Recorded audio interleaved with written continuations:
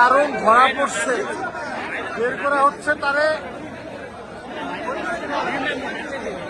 ওই আওয়ামী লীগের মানে অবৈধ সন্তান,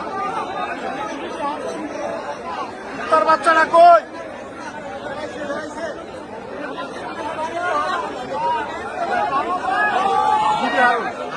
তার বাসা 6 নম্বর রোডে,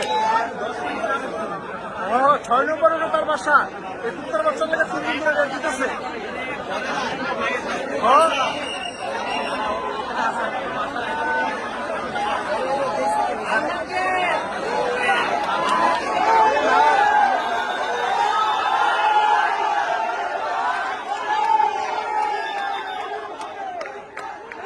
এখনো বের করা হয় নাই, বের করার সময়।